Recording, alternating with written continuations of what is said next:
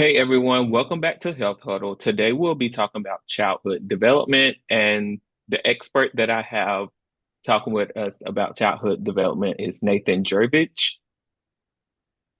Expert's a term. Thank you. I'm happy to be here. Appreciate you having me on. Thank you for joining us. Tell us a little bit about yourself and your journey into child development. I so I'm a registered nurse. I've been a nurse for 5 years now. And I've actually done NICU for most of my nursing experience, neonatal ICU.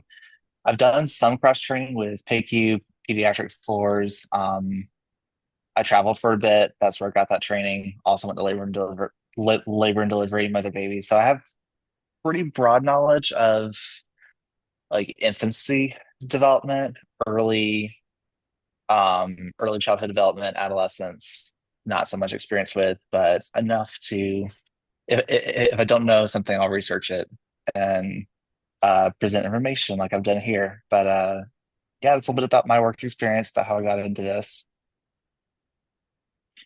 Thank you for joining us today. The first question that I have for you is, how can parents and caregivers use milestones to foster social skills throughout childhood development?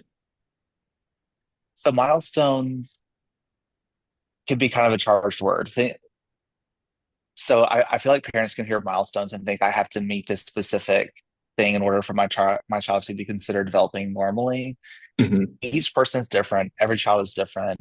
Your child's milestones might not be the exact same as another kid's milestones. It's like landmarks, then a checklist is how I like to encourage parents to think about it. But in the basic sense, they're tools designed to measure your childhood development. So things like your motor control, your cognitive ability, your language and communication skills, as well as your social and emotional. Um, all four things are the big kind of areas that develop as you grow. So in your infancy is going to look different from your adolescent because as an infant, your focus is on building the relationship between you and the caregiver, or in opposite sense, the caregiver and the infant. Because with an attachment comes everything else. I meet the needs quickly, meet the needs warmly. Whenever I was in nursing school, in my pediatric rotation, my clinical educator said, "You can't spoil a baby," which is then what we heard growing up. It's like, yo, you don't pick up the baby, you don't spoil it. But the longer I've worked with infants, the more I'm like, yeah, you really can't spoil because they just want to make sure they're safe. They want the attachment to know that they're okay. So in that sense, you can't really spoil. Babies, when I say babies, I mean like less than 6 months. Um, but yeah, with your attachment, your infant needs to learn to trust the outside world. It's a welcoming place. You are safe and warm inside mom. Now you're out in the world. It is safe, but you need to explore and interact with your environment to learn.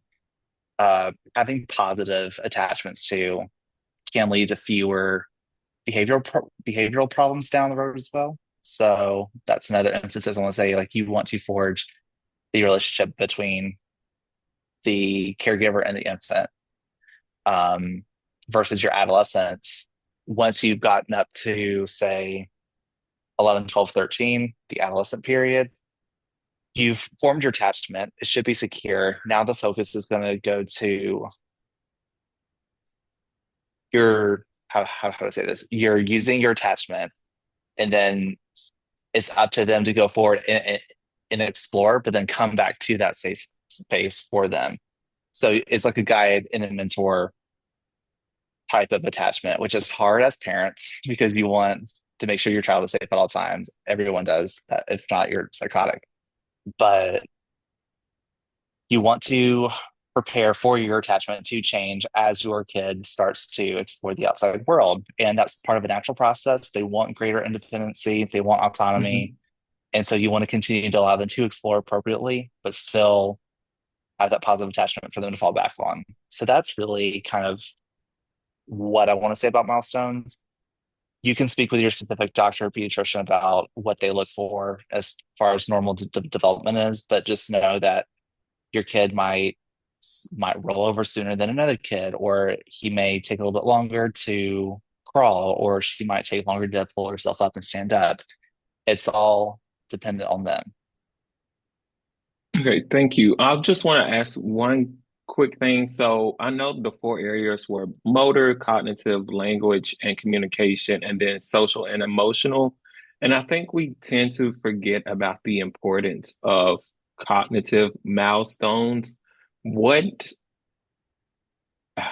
for me, more so, I see cognitive milestones as like how your brain develops, Mhm. but I could be wrong.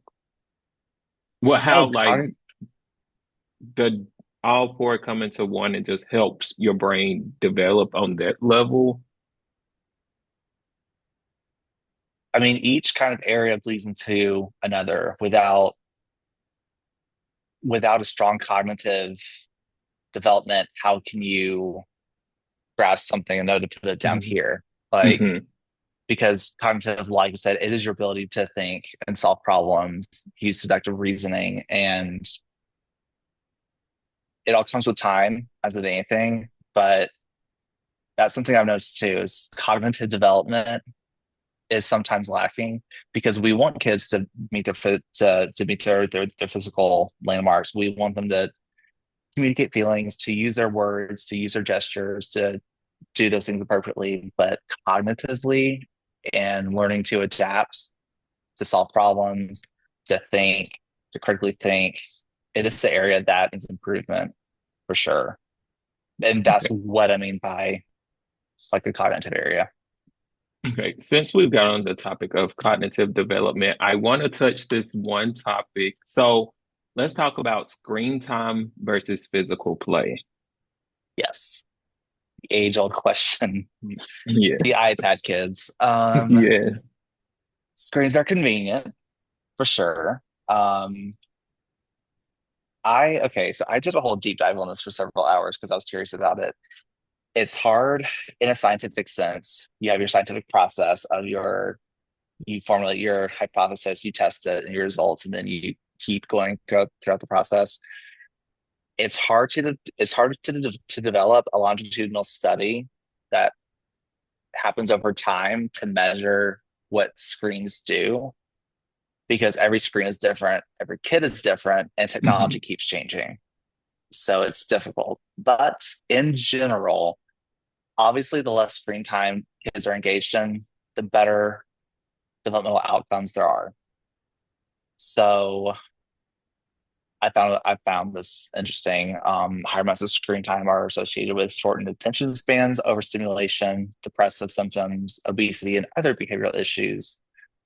And while while I can look around and see kids who are 10 plus years younger than me and kind of see these things, association does not mean causation. You have to remember Hmm. that it's not just one thing, it's a whole bunch of different things. And that's important to remember. Um, I would emphasize physical play over anything when available because kids are naturally inclined towards social interactions and towards play. And again, you need that type of thing to develop your emotional, your social, and your cognitive and interpersonal growth. It all bleeds into one another. So the more opportunities kids can have to practice social cues, social engagement, um, self-regulation as well. We all need these things for life. Um, if you as a caregiver can model healthy screen habits, whether that's okay, the time is it's not bedtime, my phone's away, or while we're eating dinner, breakfast, or while we're cooking a meal together, phones away, trying to put down a screen or put away a screen for a physical interaction, kids will pick up on that because they model behavior that's in front of them. I would say um, there was a point I was going to hit on with this. Oh, okay, so your kid's at dinner, you're out at a restaurant, your kid's screaming, you prop the phone up on top, and they're watching something. Obviously, entertainment is not bad for kids. We all need some source of entertainment to get throughout our day. We're all human. But if you can find a way to use screens as educational medium with your kid, I also think that would be a good way to use technology to its potential and utilizing the screen, but still fostering discussion and development with your child.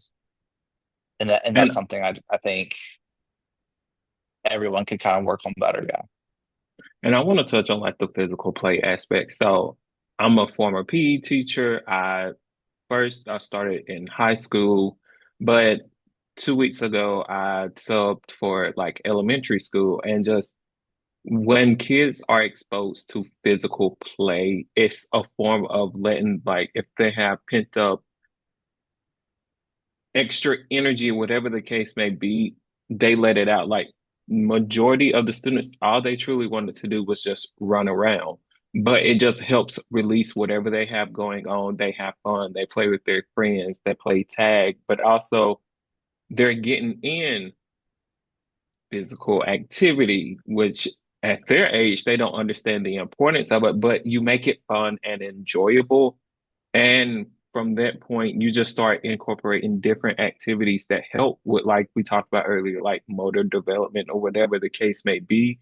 And it helps kids so much more than we realize, because I don't think we stress enough that physical inactivity is the third leading cause of global mortality. So why not start healthy ways at an early age as your child can participate in whatever their age is, much rather than wait until it's too late. And now, when they were 3, oh, they were always stuck behind a screen. But now, when they go to school, they don't know how to play. They don't know how to interact with kids, because all I knew was this iPad, and that's not healthy.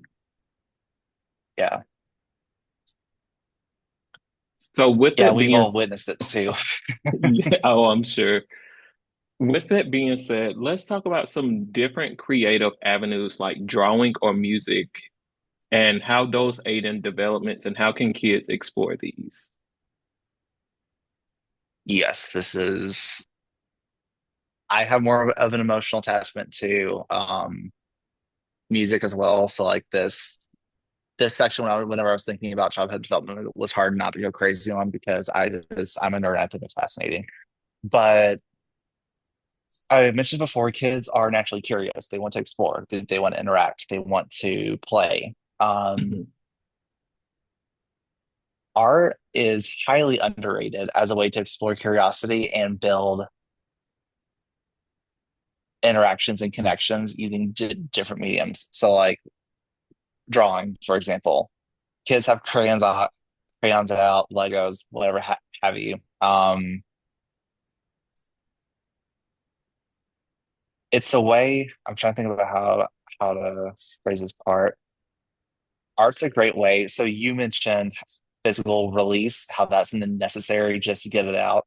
Mhm. For some kids, art's a way to do that as well. You're Yes. finding a way to put like thoughts on a piece of paper or whatever medium, but they get to explore what that is for them, whether it's drawing, whether it's like finger painting or chalk on the sidewalk. Um, that type of free play and expression is good for overall well-being. And by encouraging that type of expression, you facilitate learning as well. So if you can support their process, like sit down and talk with them, like, oh, you're doing this, that's cool. Sometimes asking why they're doing something isn't helpful either because they don't know why. They're like, oh, this is fun, like this is nice. But like, oh, you're doing that, and kind of go with them. Um, let them Asking lead. those open-ended questions more so. Right, right, because it gets them thinking, it gets them engaged with what they're doing too, and you're showing that you're interested as well. Mhm. Um, giving them choices. Do you want to draw? Do you want to paint? To choices in general, if you have a kid who's highly indecisive, like, do you want juice or do you want water? Do you want this snack or do you want this snack? Do you want this or do you want that? Like giving choices to go from would probably help a whole bunch rather than just here's this or this is what we're doing. But give your kid the freedom to discover. That's what they want to do. They want to explore. They want to learn. The more you can facilitate that, the better. Um, and then, so like I mentioned, drawing, music as well. I So I played classical piano for over 10 years. I took lessons. I played for schools and churches. And as an adult, I'm finding ways to integrate that back into my life. I find music to be such a great way of release and a way to process things that I wouldn't normally think of doing. I find just as much enjoyment in playing classical music piece because I have the paper in front of me, but how do I want to play this? How do I feel that this should sound to the environment around me? I find that same satisfaction in listening to a pop song or an early childhood song that I go back and listen to and relive memories. It's truly a language and a form of communication that you can't really explain unless you experience it. And I really think music education is underused severely. But you also develop motor skills, coordination, your own language development as well, because music language is Italian, so you're picking up some Italian words with it. Critical thinking as well, because you're playing a piece. How do I want it to sound? Why is this way? Why did the composer write a certain piece of music this way? Or in the case of like pop music or whatever type of music you're listening to, why these word choices? What is the writer trying to say through their inflections or their chord progression? It's just fascinating to me. And I want to talk on like music in general. So I have this app on my phone called Earbuds, and it at the every Sunday evening it lets me know like how much music I listen to for a week and like my top artists and songs. And for like the past 2 weeks, I've listened to over 2,000 minutes of music a week. But for me, listening to music, I'm now on like R&B, neo soul, very like old school music, but it relaxes me. It just takes my mind away from whatever was stressing me out during the day, and just listening to music and zoning into that helps me so much. So I can truly understand how like putting children into that are figuring out like what excites them. Like if they're not someone who likes sports, try, like you said, try music or try art, because you never know like what it would do for them and how it relaxes them. It's amazing how like simple things like art, music, or whatever the case can is helps your body so much more than we truly want to give it the recognition. Right. And I didn't even write up excuse me, this specific point whenever we were talking during the pre-show, but theater and drama as well. It's a way to step into a role that's not you, but you get to express Mhm. yourself in a different way you normally couldn't. I did a lot of drama growing up, and I found that good for me as well. But yeah, you never know. Let your kid explore. Do you want to try a band? Do you want to try choir? Do you want to do an art presentation? Like, Yeah. let's see what happens. Okay. So traditional family dynamics have changed with society. How can modern working families focus on fulfilling children's needs? That's tough because that's always changing. Something useful that I found. So we've all heard the expression "don't combine work and personal life." Um, Keep one at the door, keep one where it's supposed to be. But there are skills that cross over into each role, whether we realize it or not. So sometimes you have to be your kid's boss if you're the boss of other people and just manage them like you would a team. Or if you're a project manager, you're project managing at home. It's just a whole different arena, but your same skills still transfer, they still apply. Something I kind of divided this up into working mothers and working fathers. So with working mothers, if you're able to strengthen your support systems and you're able to limit that work and home stress, it'll be infinitely better for you as well as the kids you're taking care of.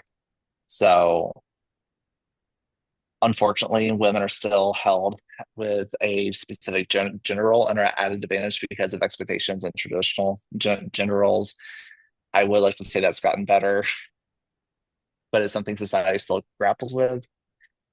Something I found though that I think could be very empowering is these women who work full time, have a full time family, they can influence positive attitudes towards dual earner families, and that can actually support equal responsibility between parents versus a kid who doesn't see that. A kid would look at for a time, both my parents were working full time. My dad had an hour commute. My mom worked at a bank. I, at the time, I think was in high school. And it was kind of at that point in my childhood, it was kind of cool. We'd all get home around the same time. We'd all talk about our days. We'd all unwind. Uh, but I did see both my parents and myself, like we all started to kind of split things up between ourselves. Um, I'm not sure that would have necessarily been the case if only one of my parents was working full time. So that's a point I found really cool actually. For working fathers, so there was a study in 2011 and 2001, which I know that's 20 plus years ago. I had a hard time trying to find anything recently that was reliable, but studies are showing that kids raised without fathers can have negative outcomes. Like it's kind of a moot point to talk about. But the more working fathers can invest spending time in their kids' lives, that does correlate between an increased happiness in the kid's life and your own, which I also thought was really interesting. If working fathers along with working mothers are within the same family, that can create a new model of fatherhood because you're showing how to share parental responsibilities with your spouse or your partner. Mhm. So it's kind of a tricky topic to talk about, but I did find those points I felt like were empowering in their own ways, but also something you wouldn't necessarily hear So, what role does food and nutrition play in child development? a lot. So your growing bodies and minds require higher needs for nutrients and with those new nutrients proper growth. So you may think your kid's eating a lot, and you might think, wow, I need to restrict my kid's eating. Your kid is growing a lot. He or she can outgrow a pant size in a week. I actually did that. That's a personal story. So so these kids need to eat. They need the nutrients. They are growing. They are learning. They need these things. So one role that food can play is early childhood is a prime time to develop healthy eating habits and behaviors. It's harder for families who have lower incomes to do this because food insecurity is a growing problem. But this is one point I wanted to make. Fortified foods are not evil. Your kid needs iron, your kid needs folic acid, your kid needs calcium, they need vitamin D. Like I said before, they are growing. Healthy fats and proteins, if you're able to integrate even something as simple as nuts, certain types of nuts into your kid's diet, that can help with the fats and some proteins as well. Eggs, if it's not, don't break the bank. Leaner meats or cultured products. I know, I know kids like yogurt and such can be really highly sweetened with added sugars. But even taking like plain Chobani vanilla, I mean, this is what I do. But if you're able to take Chobani vanilla yogurt, Greek yogurt, for example, and you're able to mix it with fruit or maybe a little chia seed or send it out with some milk and blend it up, you make a really good smoothie with not that much added sugar. There's ways to kind of get around that barrier of added sugar that parents don't want for their kids. Sometimes you have to be Mhm. creative about it. Um, and if so, like eggs provide a great source of protein, but also the yolk provides a good source of fat. Without splitting up the two, you have a source of fat and protein. Really stupid, simple analogy, but think of ways to combine food sources to make sure kids are getting the proper nutrition for their energy needs. I think kind of streamlining it that way of like, oh, this so like yogurt, it's high in protein, but also it's kind of a prebiotic. I can combine these two for one purpose. Um, And I personally do have an issue with the way that labels are created and used, especially in US marketing. But if you can learn to read a label and deduce what it means for you and your family, also very helpful. You might see sometimes the less ingredients on label is better. I would say most of the time, yes, but sometimes a little bit of preservative is not going to hurt because it's able to stay on the shelf for longer, meaning it could reach more people. Hmm. So just because your food has preservative does not make it bad. I also want to emphasize that. Um, Another thing I found whenever I was looking through this, hunger, if your kid's hungry, the less likely they're going to perform well in school, the less likely they'll be able to concentrate. It correlates. It directly impacts your kids' health, as well as your community's health. Community gardens, I think, are a great way to combat that need because with more food education, it can give individuals and community knowledge and skills to make healthier food choices. So things like a community garden or co-ops or pulling resources together as a community to help out all the kids or kind of share and bargain. That's something I think has gone away. I mean, I as an adult, I still don't know a lot of my neighbors. So this type of idea would Same. be very foreign to me. But Same. but yeah, that's something it just came up in my head. I'm like, wow, this is a really simple idea, but I don't see it utilized a lot. Um, And one thing I want to touch on too is like for me, as everyone knows, like I'm big on wellness. So even with like feeding your kids, let's go for like fresh or frozen vegetables, much rather than canned veggies, because they're going to get so much more out of the nutrients from the fresh or frozen versus green beans that been in a can that had the salt added to it. And by that point, when it's preserved that way, the nutrients that they need, they're no longer getting. So just sometimes it's going for the healthier options that are better for you. Yes, it might be a little more, but like I'm pretty sure frozen vegetables are not that much, but look at the benefit you get from it. So sometimes you have to like change your way of thinking like, okay, but I'm getting more for this. Just like when you go grocery shopping, you're like, okay, I get more bang for my buck on this. What is your health getting more? Like, what bang for your buck is your health going to get from frozen versus canned? So that's my little soapbox. your soapbox too.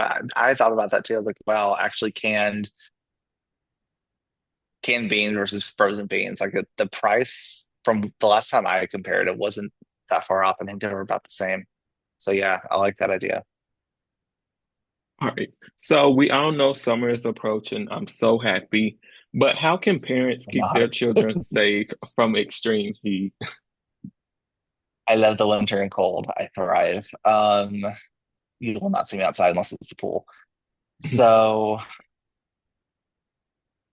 so I currently live in Texas. Last summer was terrible. I almost overheated in a Costco parking lot. I hated it. Oh, wow. I miss Alabama humidity so bad. Never thought I would. With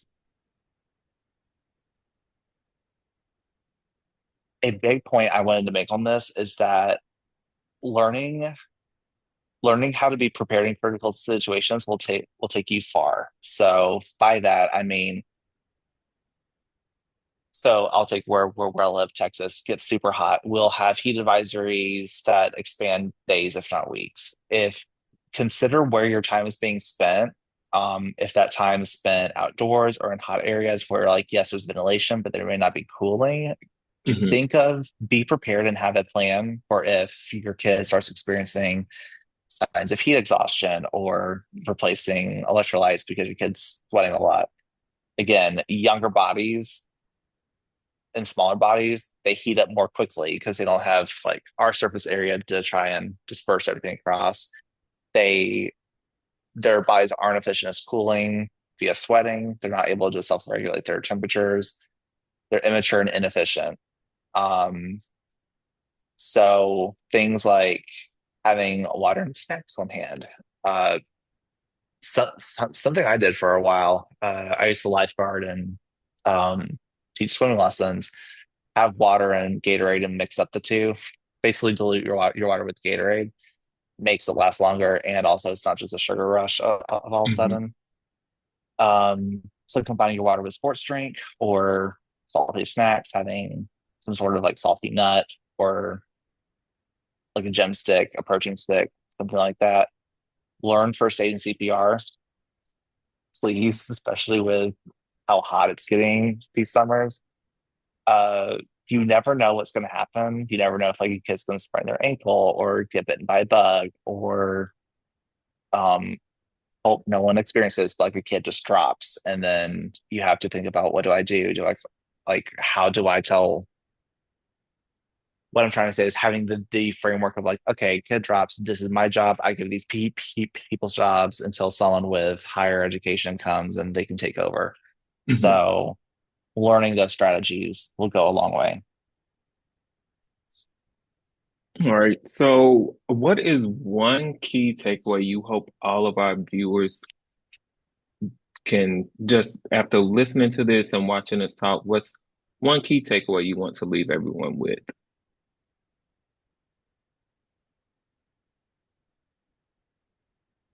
Do what you can with what you have. I want to say, don't Yes. like e even me. I think of things I need to do, and then I stress out very easily. But then I think about it, I'm like, I can only do so much, and I can only do with what I have. So maybe maybe you do have canned food instead of frozen food, but like use what you can. Your kid's still getting vegetables, your kid's still getting the fiber and whatever they need. Yes, it may not be fresh. Yes, it may not be frozen. It's still something. Maybe maybe you're not home all the time to see your kid crawling and maybe potentially see first steps, but just know that they're getting the care to be able to do those things. You're doing what you can with what you have, especially as a working parent. Um, Screen time versus physical play. It's tempting. We've all done it. We've all put the iPad in front of the kid. You're doing your best at the end of the day. So just as long as you're doing your best for you and for your kid, I really think that just goes along this way. What you said, do what you can with what you have, that hit like that. Even in life, do what you Not trying can to be with what you Socrates. have. Don't yeah. But I just first and foremost want to say thank you for joining us on this segment of Health Huddle, where we dive deeper into child development.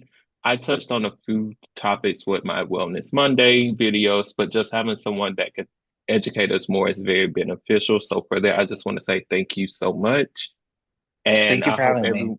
every, of course, and I hope everyone watching this just something stuck with you and just understand that, like you said, do what you can with what you have and don't try to go to the extremes.